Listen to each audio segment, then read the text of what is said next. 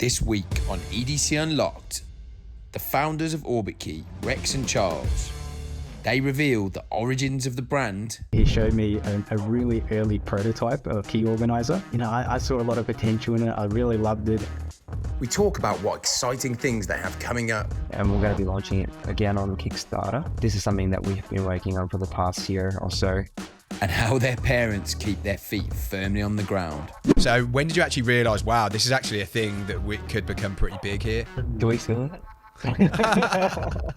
I feel like if you ask my mum, like she's still worried about like Orbitkey. Really?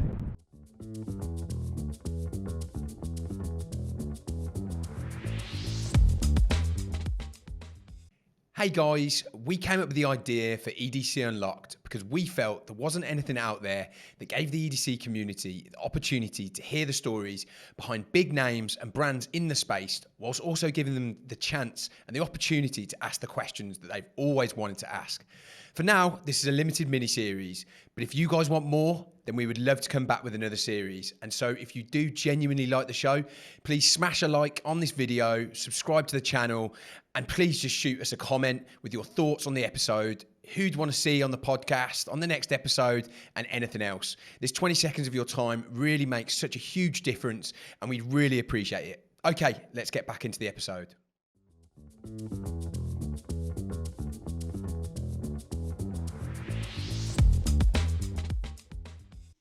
Welcome to EDC Unlocked by Home and Hadfield. Today I'm really excited to have on the show the founders of Orbitkey, Charles and Rex. How are you doing, guys? Hey Phil. Great, thanks. Hey Phil.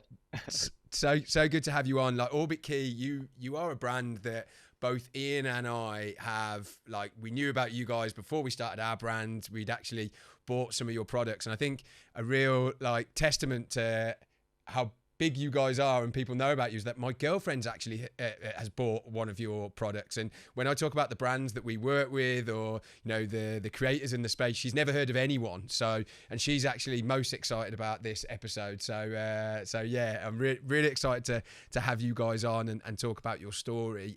We've got some questions from our audience, but what I would love to do is just to go back and just to understand a little bit about how you got to where you are today. And I think we talked about it a little bit off camera, like how you guys actually met. But yeah, maybe if we could go back to that point, like how did you guys meet, and then what were you doing before you started this brand, like as careers? Yeah, for sure.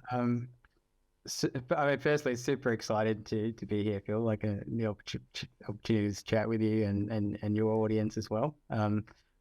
I'm flattered that you've bought a Key Organizer, our products before in the past. Like, actually, it still kind of blows my mind that people buy our things. Like, sometimes in different parts of the world, and it's just it's pretty cool. So Charles and I met in school, high school friends. We actually met in a visual communication, it was called, but it's like graphics design sort of class, and then we went our separate ways. Like he went on to become an industrial designer, and I went in a completely different route. I became a pharmacist, and then it wasn't until we were always good friends. We started catching up as when we were both working full time, and I think we were both looking to do something that was different from your typical 9 to 5. And, Charles in his spare time was doing a lot of tinkering with different designs. And I tried out like a few little small kind of businesses in my spare time as well. And we kind of just connected, and he showed me a really early prototype of our Key Organizer. And, I saw a lot of potential in it. I really loved it. And, we decided that night that let's turn it into a thing, and we kept on tinkering with it, and we decided to launch it on Kickstarter. I think it was 2013 at the time. We didn't know what to expect. It was we did a 30-day campaign, and we set a goal of 10,000 Australian dollars. And we thought to ourselves, hey, if we can raise $10,000, we can pay for the molds, we can put our money into it, we can get this thing started. And then we ended up reaching we clicked launch button. We ended up reaching the funding. I think, what was it, the second day, like just 16 hours or so. And then, yeah, it was kind of crazy. It kind of just snowballed. Like, early on, it was just our friends and family jumping in. And then, and then it kind of just, people started sharing it, and it started to become a lot popular on the popular page on Kickstarter. And then, yeah, it just, we joked that, halfway through the campaign, I said to Charles, like, how much do we have to raise in order for you to quit your job? And then he said, he just said $200,000, because at that point in time, I was like, we were never going to reach $200,000.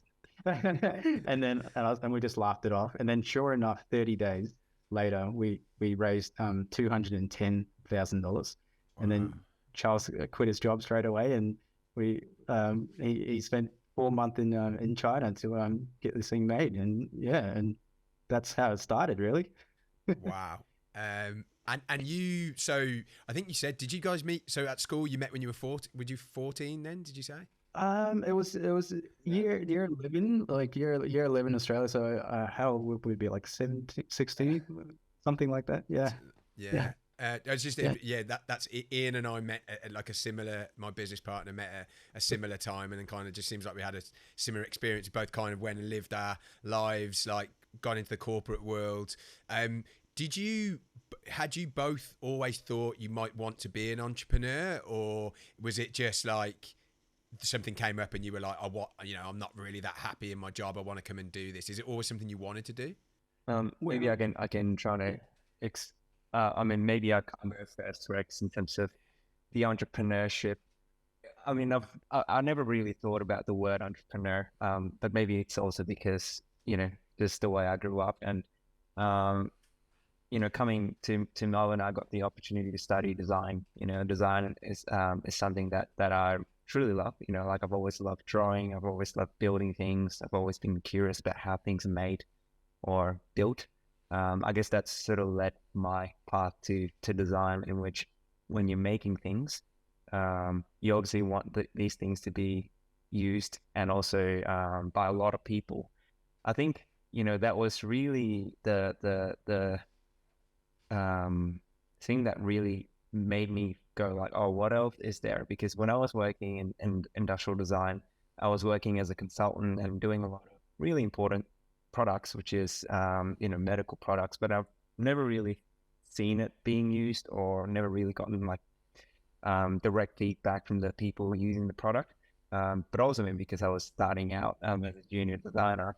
But I think it's always been in my aspiration to have a product that is used by a lot of people, and just to see how the work that we've put so much love into being loved by people, or being used, and we get direct feedback as to like how it can be better.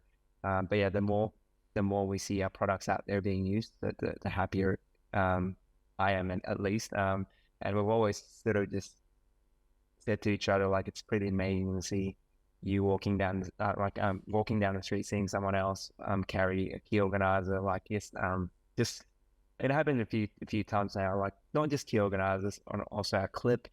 Last week I was at a grocery store. Someone dropped their groceries on the floor. Everything went all over the place, and I was just going like, oh my gosh, like let me go and grab someone to help you out. And then I noticed, oh, you're carrying a key organizer on your belt loop. Of course I didn't say to him like, hey, by the way, nice key organizer, but just that made me feel a bit more like, oh wow, what we're doing matters. Like, it's really, really nice. And I guess the entrepreneurship just is, for me at least, it's a secondary thing. It's never really been about like, oh, I want to create business. I want to create, but it's more like, I want to see products that we make being used and loved by a lot of people out there. I mean, Rex could probably tell you a bit more about that. Rex is probably more entrepreneurial than I am, in a way that he dabbled in a lot of businesses before we started this. And, he also asked me to help out with some of his other business from the design perspective. But yeah, maybe Rex, you could tell us about what your thoughts on entrepreneurship. Yeah, I mean, it's funny. Like, I think growing up, like, I actually never thought about entrepreneurship, like, and business. Like, I both my parents were teachers, and My sister is a dentist, and I think you often you follow the path of your siblings, right? Your older siblings. So I kind of just I think that's how I fell into like doing pharmacy and just kind of health sciences, just going down that route. And yeah, it wasn't until I started working and I realized actually like I kind of like running my own business, like, and I started like trying different things, a lot of different side hustles on the side, and where it's like selling things on eBay or little little printing T-shirts and like doing these things. And yeah, like I didn't think about it growing up, but I guess like thinking back now, like it probably was always really interested in doing my own thing. Yeah, I don't know about it's like in Australia, but I think in the UK, like it's very different to America. The way I think in America, you're kind of like you're pretty much like from a young age, you're told you can do anything, you can start a business, you can create anything. Whereas in the UK, it's a little bit like get a job, stay in your lane, make the most out of the lane that you're in. And I almost kind of like was me and Ian, my business partner, we were like programmed to believe we could never become entrepreneurs. And then it's like we would get to like 30 and we were like, why not? And it was kind of born out of a frustration. Starting our brand, it's born out of frustration with our circumstance in our lives, and then I guess the business idea came after. Whereas it feels like you guys were able to merge everything, and you've got like the design inspiration from Charles, and then this entrepreneurial desire from Rex, and you've combined that, which is it's pretty powerful combination. Yeah, like we're pretty lucky. Like Charles and I, we always feel like we're really lucky that we've got a good mix between us two, and like we're definitely it's good. Like we butt heads every now and then, but at the end of the day, like we both want what's best for Orbitkey. And I think Charles brings this really precise, methodical, and just really detailed, and just making sure that everything is the quality and the design is very like very always with the user in mind. Whereas I come from the more like we need to get it out there, and like people need to actually use our product, and we need to get it into the hands of people. How can we grow it, and what else can we add to the range? So I think we've got that good mix. Mix there.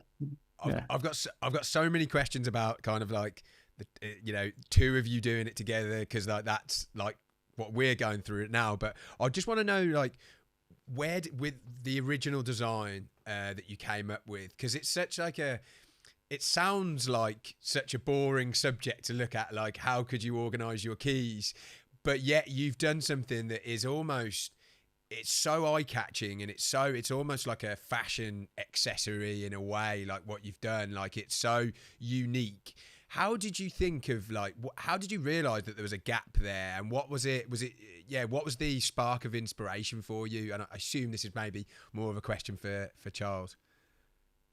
So it's interesting because maybe similar to how you started to you and Ian, like you were looking for something to organize your collection of watches or EDC in a way. You can find one that looks good in the market, but in a way that is quite similar to how we came up with the idea of the key organizer.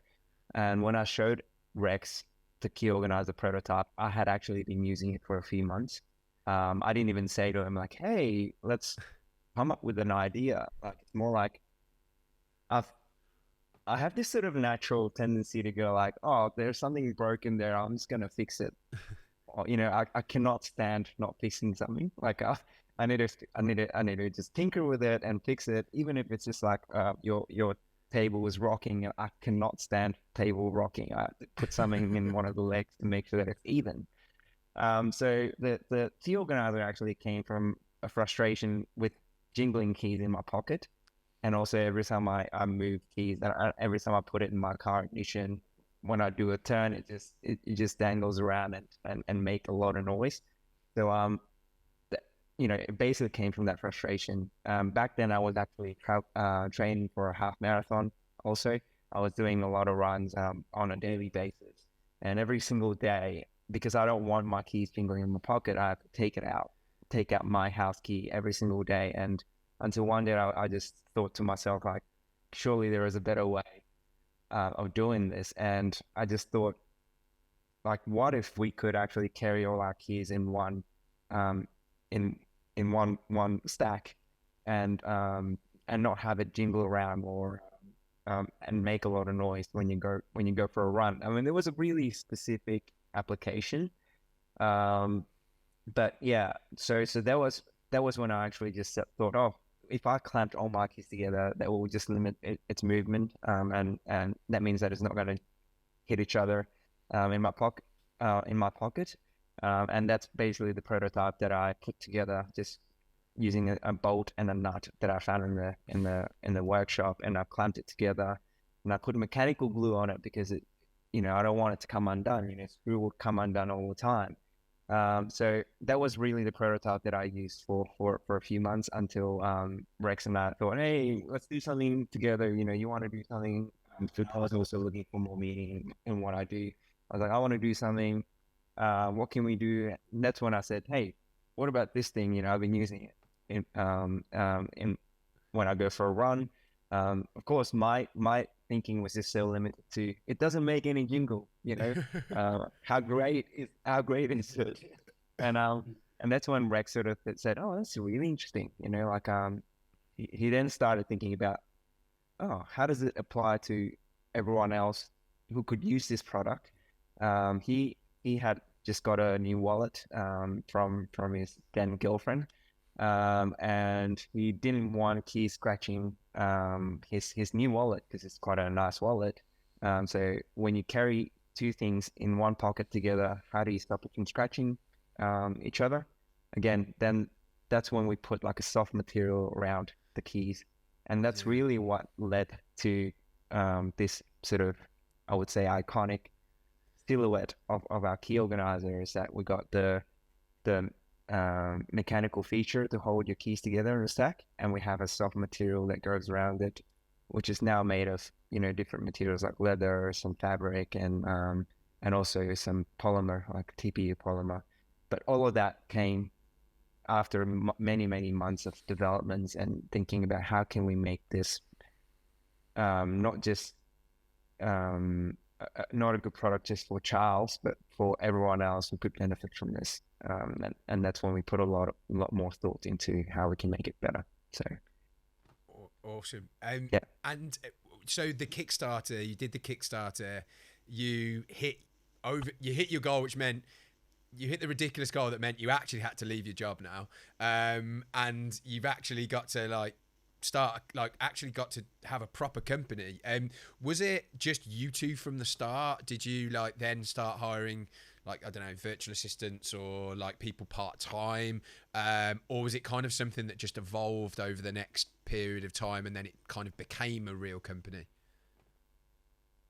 Yeah, I can answer that. So it was really just us two at the start, and we did everything ourselves, and yes, I was interested in business, but we really didn't have that much business background. It was definitely a lot of steep learning curves and mistakes you just, as you just make along the way. And but it was good. It was fun. But just us two. We were at we were working at about my parents. They had a back room / garage sort of thing that we turned that into our office / warehouse / packing station and everything, and assembly area. So yeah, it was hard work. I think at the start, we were contacting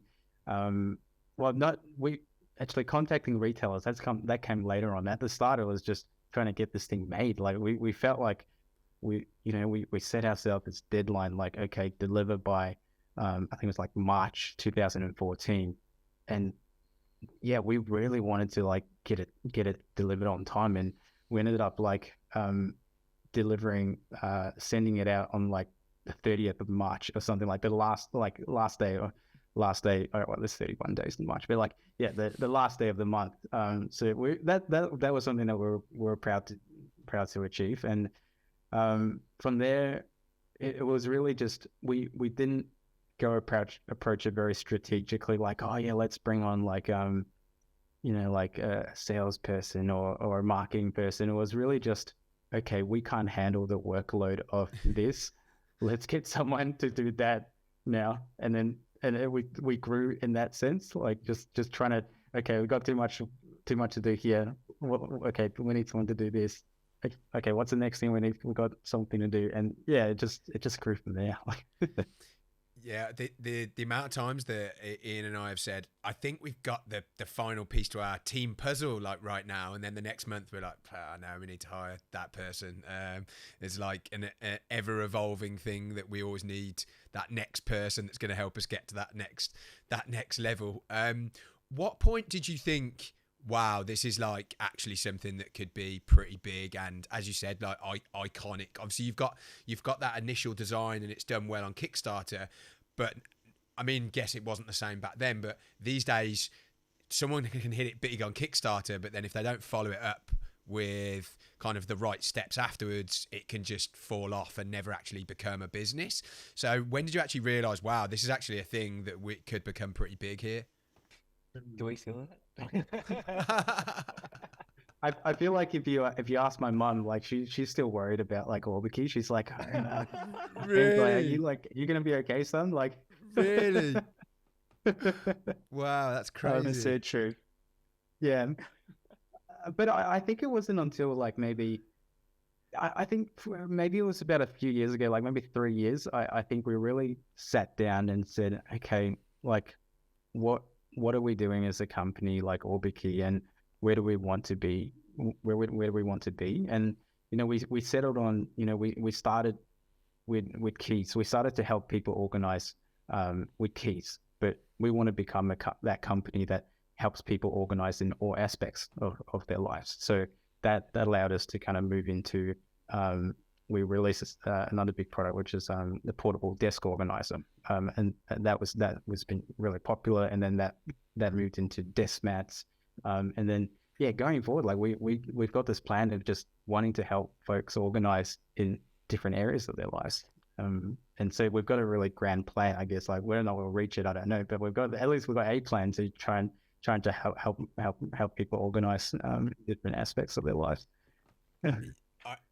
I think the moment that you're seeing people just generally just on the street having your products, that's got to be a moment when you're like, maybe this is something that we should go all in on, because that's pretty crazy. Have you had times where you've thought, wow, this is like really difficult, I don't think I can do this anymore, maybe I should have just stuck in a career? Like, have you ever come close to having those kinds of thoughts, or even come close to, quitting at any point? I feel like there's definitely a lot of hard times, but I don't think there's ever a time when we go, oh, this is really hard, maybe we should have stuck with the 9-to-5 job. I think that's when when you start thinking about that, you'll be like, it's hard, but okay, it's better than like having to go back.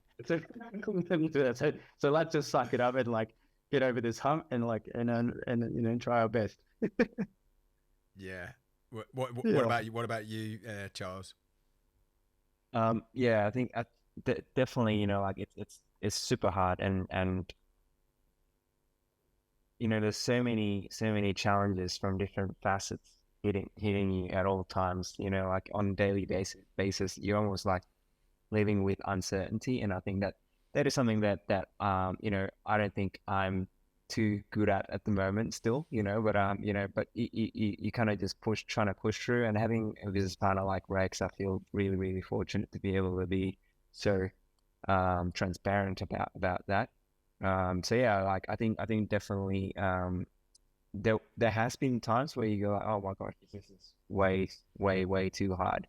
But again, not to a point where you go like, oh, I'm just gonna go back to what I was doing before, Yeah. Because it's definitely delivering a lot more than what I could do with my previous work before, in terms of again just seeing that impact of your creations. I think of what we do, it's so powerful, and it's so motivating. We often say to each other, like I just can't imagine like people who do this on their own and start a business on their own and do everything on their own. Like, I can't imagine doing it without, I think obviously there's a lot of like tactical strategy side of things, which would be so difficult to do without Ian.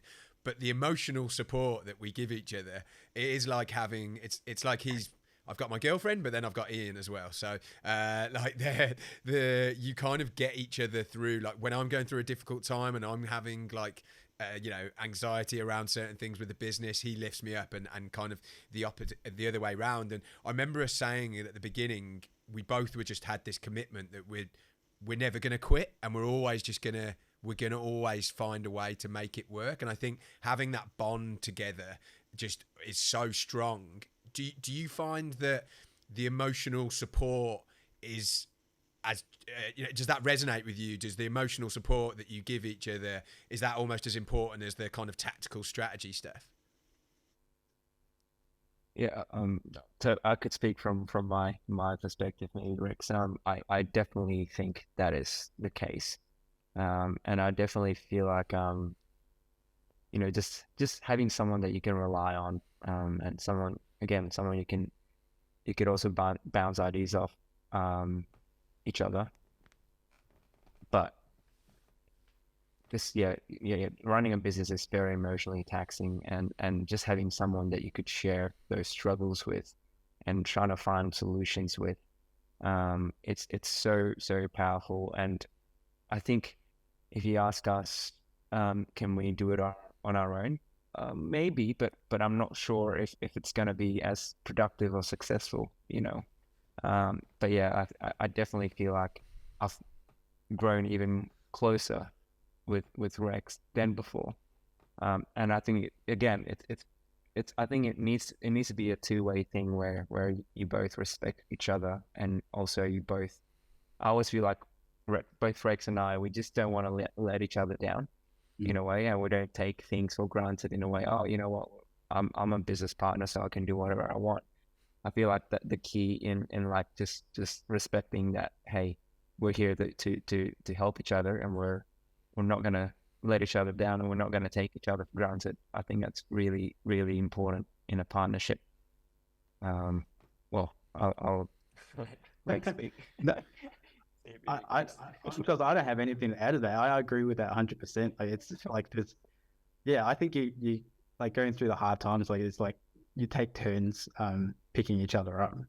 I think like we would go through it together, and sometimes like when there are hard times, and it's kind of like at least that there's someone else in your corner that you're doing it together, and it's so much easier to like figure it out. And Charles was saying bouncing ideas, and just okay, like how do we solve this problem together?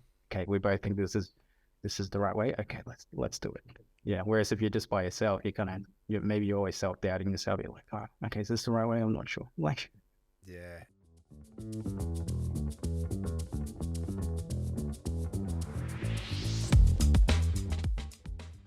Hey, Phil here, co-founder of Home and Hadfield. Just interrupting the episode to let you know about something truly special to us. Community is a huge part of everything we do, and so we've created a Facebook group where we share our newest ideas and get feedback from you, our customers, to make sure we're developing products that you actually want to see. In return, we give away free products regularly. We're probably giving away a free product right now, and huge discounts of up to 35% on all product launches. Whilst this began as something fairly simple, it's grown into an amazing community of like-minded people. And so if this sounds like something you could be interested in, I've left the link to the group below in the description. So come join us. It's free, and you never know, you might enjoy yourself. Okay, back to what you came here for, the episode.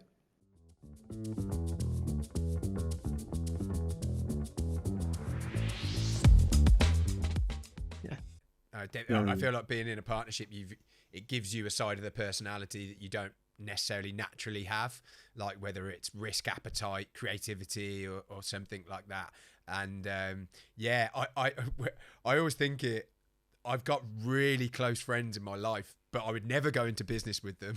We could not work as a duo in business. Like, it could never happen. Whereas just there's that combination I have with Ian, that I don't know, it does, yeah, it works, but then it's really interesting. I don't know, do you guys have the same where you've got friends where they're so close, but gee, you could not go run a business with them? Oh, for sure. Yeah, for sure. I think there's, yeah, definitely. There's people that you love and you trust, but then you just know that, like, we wouldn't work well together. I would butt heads and everything. So yeah.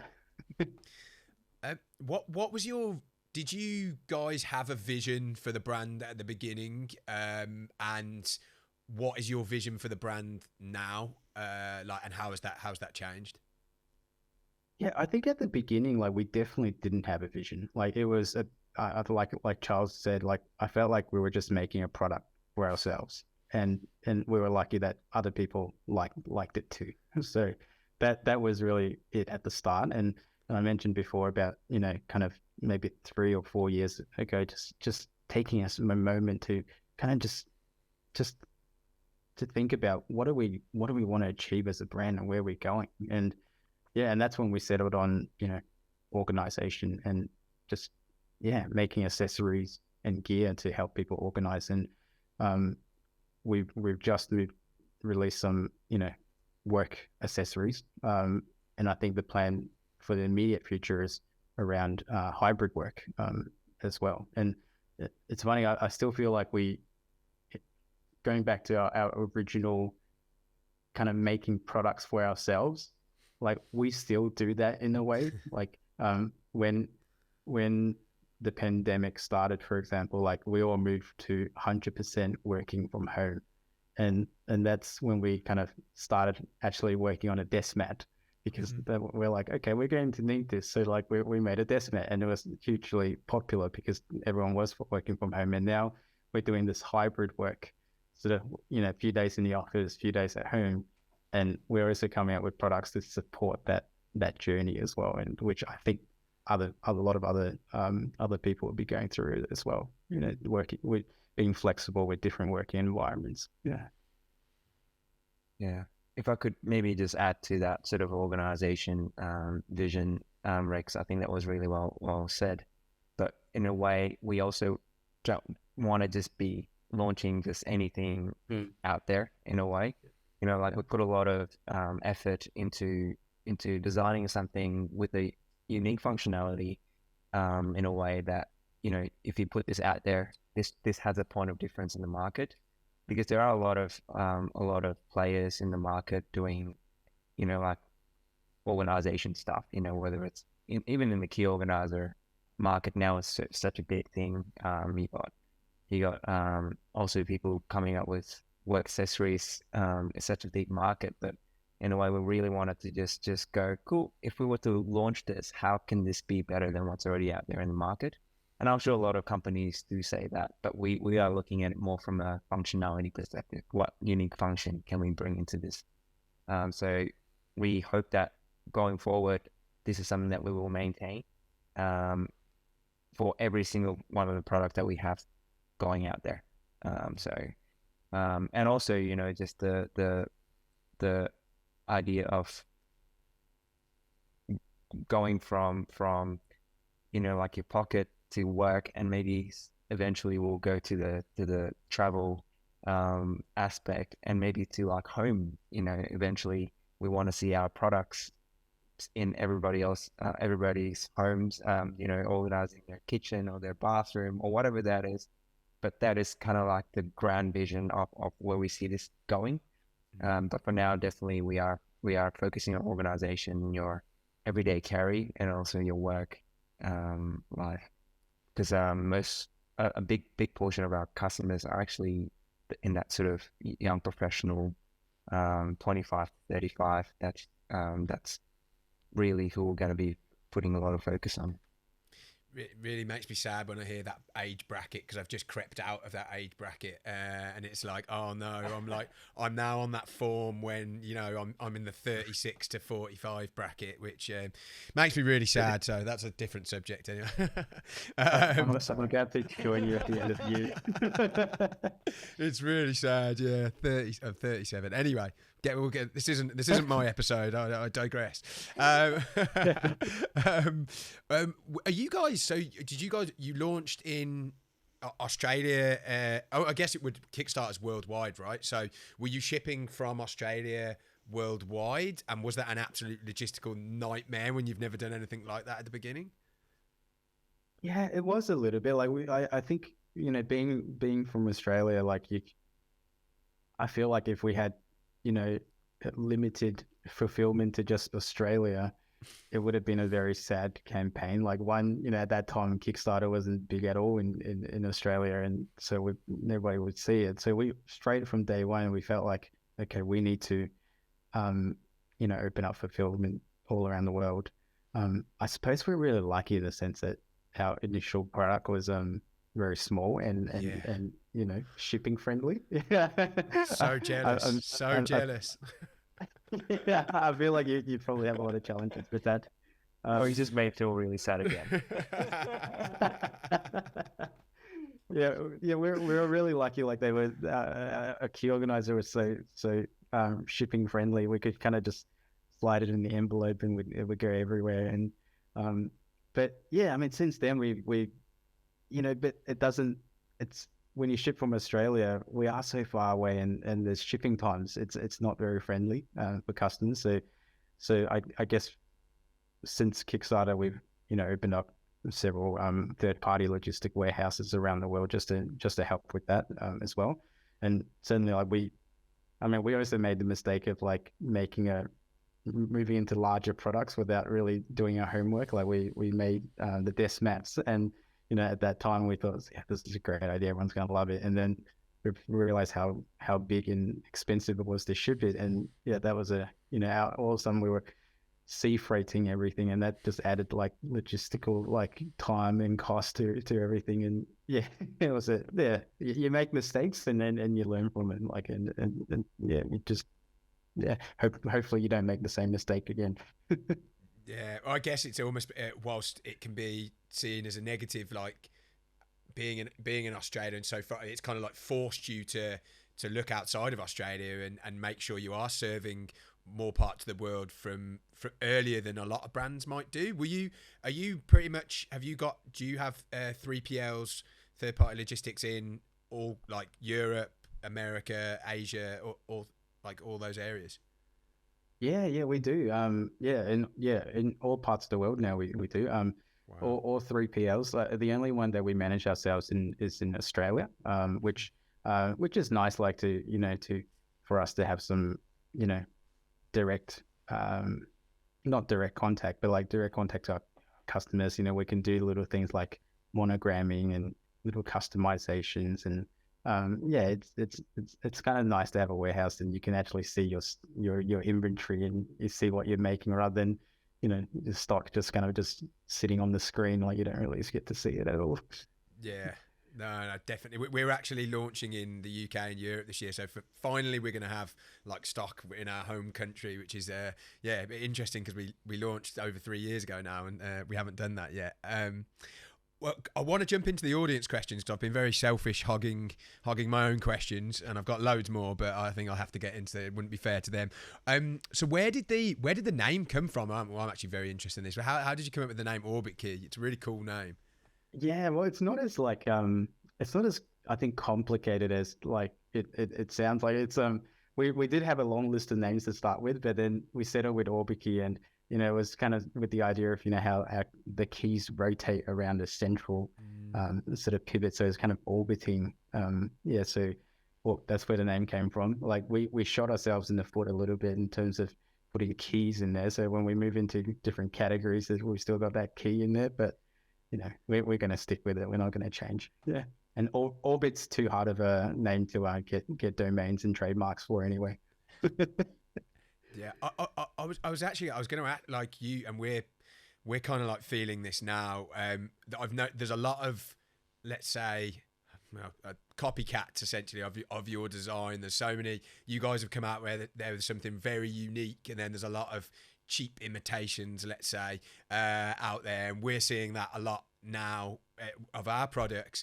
And it still does get to me a little bit, but like it used to really get to me, but then we try to see it as like flattery, that something they're seeing they would only try and copy something that's maybe that's actually doing well and that is unique and whatnot. How did you guys first deal with that when that started happening, and is it something that still gets to you at all? Yeah, I remember when it first came up, like we were fuming, like it was like oh, how dare these people like copy our designs? But yeah, I think now now it happens so often that we kind of just we're used to it, and we do have some IP protection in different parts of the world, so that helps. But yeah, like it's I genuinely feel like like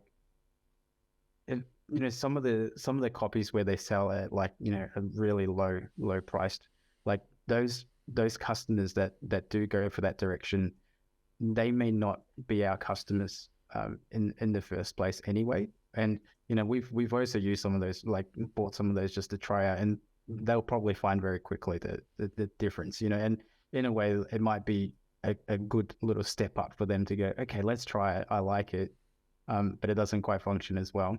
But let's go to the original brand and get something a little bit better. So, yeah, I think we've come to terms with that's part of life now. But yeah, I mean, you always just sort of think about how can someone just look at something and go, let's make exactly the same thing, but in a cheap material, or make it, like copy it in a really bad way. Yeah. Maybe from the creative perspective, it is not a nice feeling. But yeah, like you're gonna have to just move on, because you'll end up just worrying about what other people are doing too much. And yeah, for us, we always think like all the products that we put out there, there's so much consideration that's been put into something. There's a lot of details that we put into our designs that you find that some other people trying to copy it, they don't even realize what that's for, and they just put it there and not do it in the right way. So kind of like what? So they can never ever copy something, copy our creations and do it, I would say, the same as what we do. Or yeah, I think it also helps that we also we're often not happy with our own designs, where we'll go back and make V2s or V3s. So sometimes by the time they've copied the design, we've already got the next one that we're planning anyway. So yeah. And you can't replicate what you guys are doing on like a brand level as well. Like the strength, of course, comes in the design of your products, but the brand that you guys have built is so strong, and it's like Apple, right? Like there might be something out there that does something very similar, but people will go back to Apple because it's Apple. Did you make that decision from the beginning, or in the early days, that brand would be a big focus for you guys? Yeah, I would say, like brand, it goes beyond brand. Maybe you're talking about like imageries and also the way that we present ourselves in the market. I think that has always been something that we think is important. Having to sell something that is in $40 for a keychain, something that people don't usually pay for. I think from earlier on, we knew the importance, because we had to be able to convince people why this product would help them in their lives. But I think in terms of just what you said about the people are not going to be able to copy our brand, I think it goes beyond just the visual aspect of it, and also just the way that we present ourselves. I think it goes beyond it goes to when you think about the relationships that we have with our customers and the relationships that we have with our retail networks and distributors.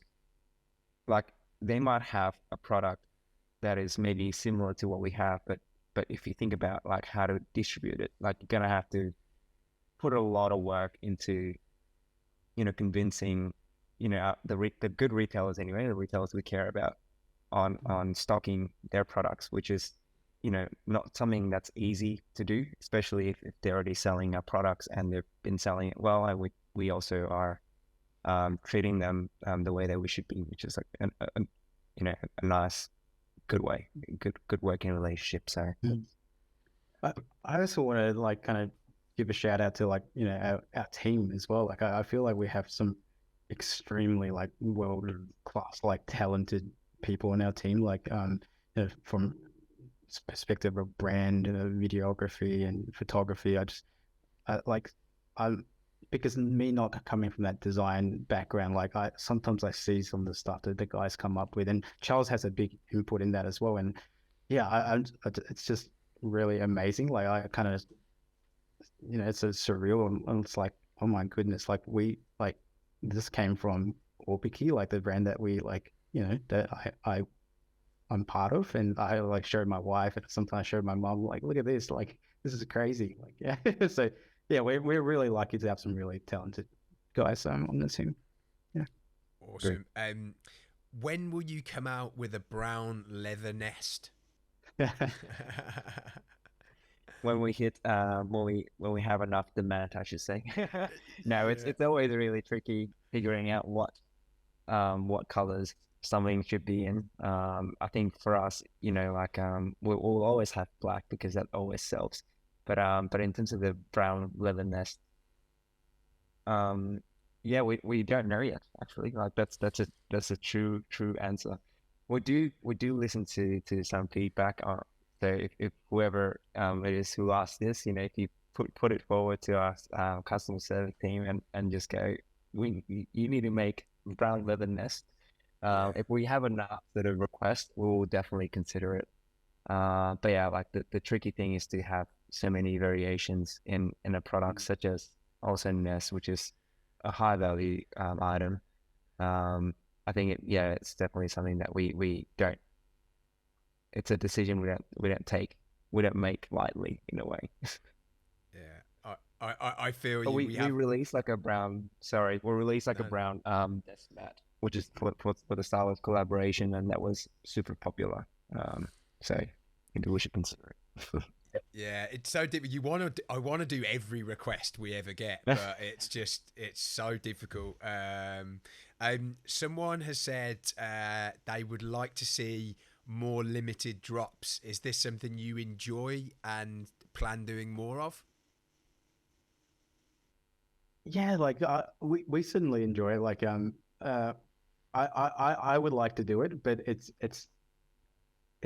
sometimes it's like it is difficult to make it happen. Like with suppliers, minimum order quantities, and you have only so much capacity to work on designs. So I suppose that's why limited drops so special. It's like there's only so limited. So yeah, I'd say like yes, like we would love to do more. Yeah, and I think we should do more. It's really fun. Yeah. Especially with brands that we want to align ourselves with, like having collaborated with a brand like KonMari or Marie Kondo, who I'm sure a lot of people know about, how organized collective decision on future collaboration. Cool. Actually, someone's asked about that. Like, how did you get that collaboration with Marie Kondo? Yeah, like so that one it came pretty organically. Like I mean, we as a brand that inspires to be helping people organize, like it makes sense to work with Marie Kondo, and we were already working with her shop, which is called KonMari, and we approached them, and we were lucky that they saw enough potential in our brand, and to partner with. So yeah, it's very exciting. Cool. And someone's actually asked, was that it? What is your favorite brand collab that you've done? Would that be your favorite one, or is there another one that's kind of close to your heart that you enjoyed? I feel like Charles have different ones. Yeah. What's yours, Charles? Like, I want to know what you like. I really like the Monocle magazine collaborations that we did. I think it was a really holistic sort of limited edition drop. It wasn't a huge volume, but it definitely it definitely sort of led us to thinking about, okay, what would this collaboration look like from Monocle's perspective? You know, how they have a very specific sourcing strategy. We had to hand make all the bands from kangaroo leather from Australia to inject a bit of that sort of Australian culture, but also just the fact that everything is handmade individually by a local craftsman in Melbourne, and everything was hand assembled here also, which is really, really awesome. And also because just Monocle as a really great brand that really enabled us to then, you know, take the next step to talk to a lot of other sort of similar bigger brands to collaborate with.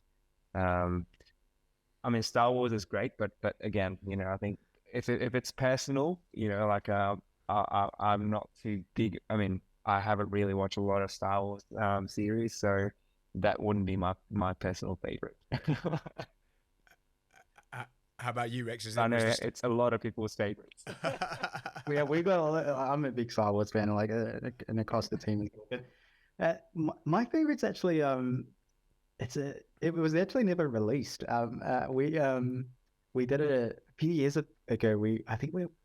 I can't remember what birthday it was, but we did a family edition key organizer where we worked with the suppliers to make this kind of really limited edition key organizer in a color we've never released, and we changed the hardware color that we've never released as well, and we surprised the team and some of our distribution partners with it, and we had it numbered like 1 to 50 as well, and made it like a really nice kind of special box for it, and yeah, it was not that's probably my favorite because it's, you know, I have. Did I get number 1 or did I get number 2, Charles? Like, you probably get 1 for yourself. I'm number 2. That's what you get when you're the designer. Yeah, that was my favorite, and then like we numbered it. We gave it out according to like when someone joined the company as well. Like so I thought that was a really nice touch. I know Ian got your the collab you did with Nomad. And he carries that it's the AirPod case, right?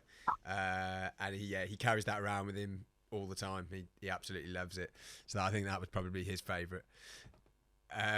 What out of interest? How do you, with brand collabs, like what do you find happens after each brand like collab? Do you just get there's a new kind of customer that you're exposed to each time?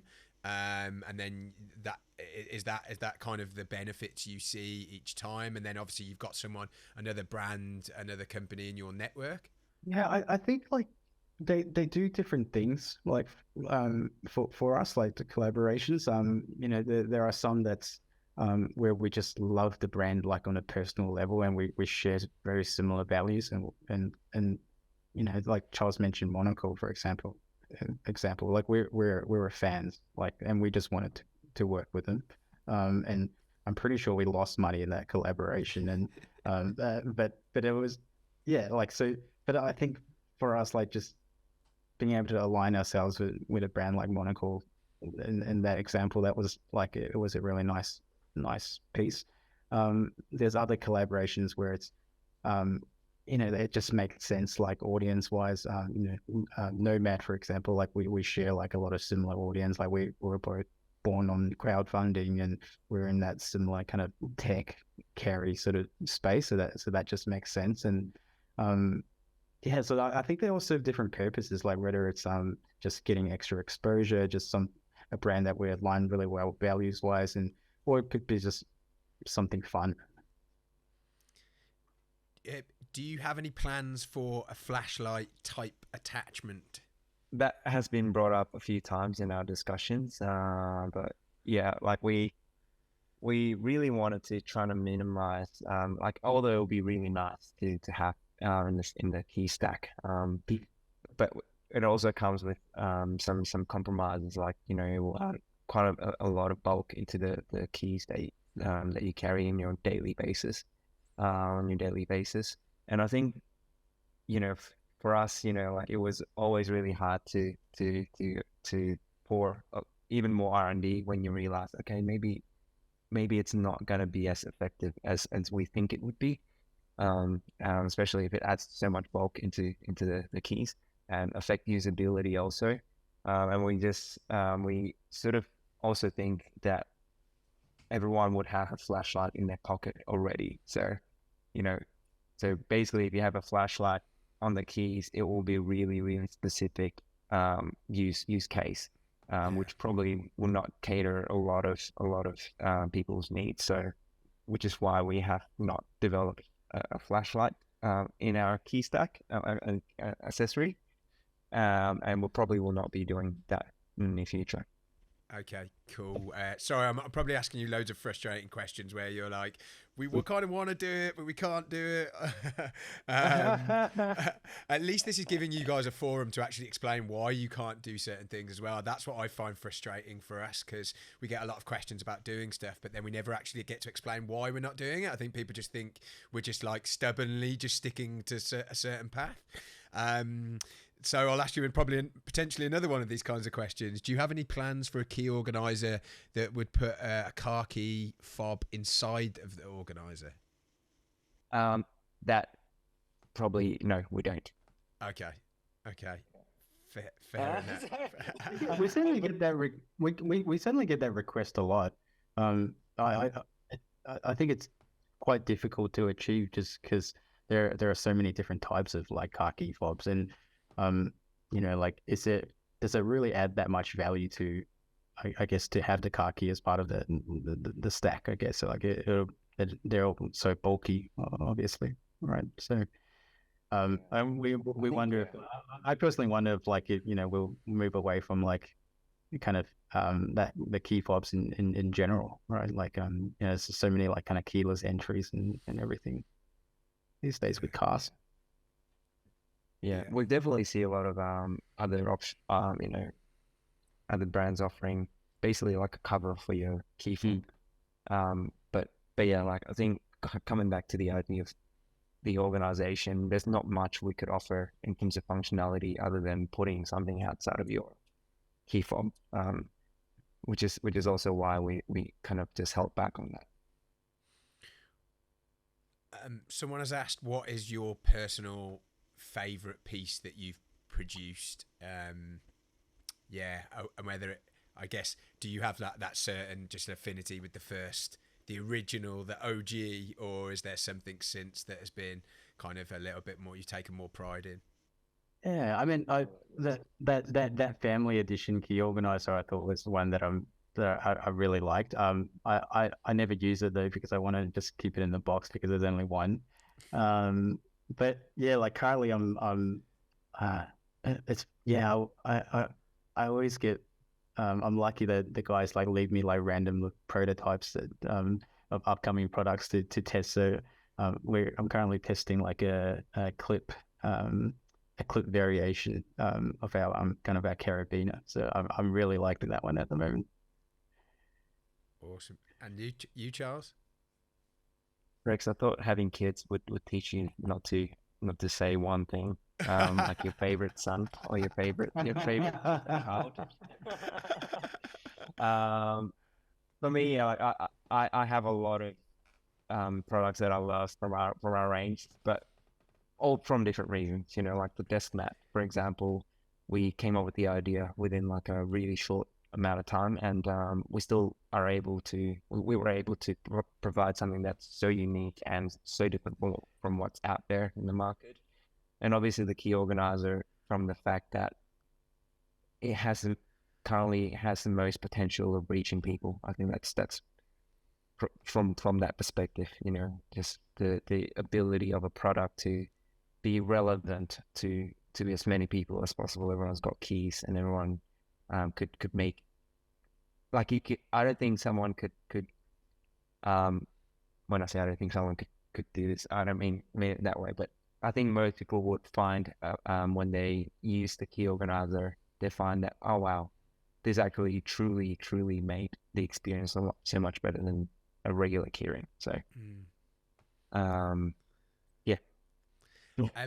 What does everyday carry mean to you? And what would be in general, what would be in your everyday carry?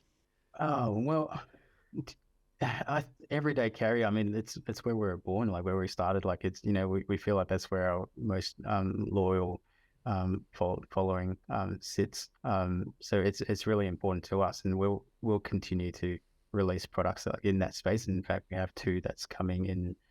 What month is it? In June, actually. So that I think that would be really exciting. In terms of what I carry every day, like honestly, like not as much as like I own a lot of everyday carry. But in terms of what I carry every day, like it probably just my phone and keys now. Like I find myself leaving my wallet and other stuff like in the car or at home or in the bags a lot nowadays. Yeah. Yeah. And how about you, Charles? Yeah, like everyday carry is something that you ideally don't need to carry, but you need to carry on a daily basis to help you get through your daily lives. And I think it's just more about like, if you do need to carry it, how can you make it? How can you optimize it in a way that it becomes less of a burden, and more of a sort of something like a tool to make your days easier. So that's my definition of it. Awesome. And you mentioned people have asked about stuff that's coming up. Are you allowed to give anyone a little bit of a hint on what they might be? You mentioned a couple of things coming up in the EDC space. Is there any detail you can give about that? Or just say no. I haven't spoken to like, are we allowed to say it or not? Like, I don't... No. We can edit it out. If it's specifically in the EDC Or just general area, all in general. Yeah. I mean, we do have a very exciting products coming up soon, and we're going to be launching it again on Kickstarter. This is something that we have been working on for the past year or so, and it's to do with the accessories to help you, create a nice workspace wherever you are. So maybe I'll leave it at that. Nice. But the idea is that nowadays people work at home, at the office. Sometimes you need to have a meeting somewhere outside of the office or home.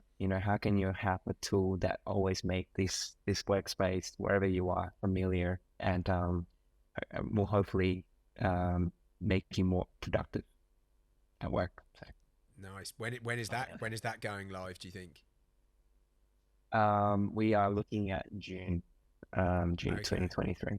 Okay. Yeah. Just be sure keep an eye out for that. Yeah, we definitely have like a big chunk of our audience is kind of like desk setup, that side of EDC. So I think and if anything, that's kind of where maybe Ian and I were more oriented before we even started this business. That was probably where our kind of passion lay a little bit more. But yeah, that's really interesting. Cool. Well, guys, thank you so much. I'm aware we've kind of gone over time, so I appreciate your patience. Thank you so much for coming on and sharing your story. It was amazing. I could sit here and ask you questions about your brand all day, but I know you've got a meeting between the two of you to speak about more important things. So thank you so much for coming on. And I'm really excited to get this out there to everyone. I know they're going to be really intrigued to hear your answers to all the questions they asked. Well, thanks for having us on, Phil. Like, it's always really, really nice to connect with another brand also. And got a really nice avenue here, like to do that, which is really awesome. And all the best. Love it. Yeah. Thank you so much, Phil, for the opportunity.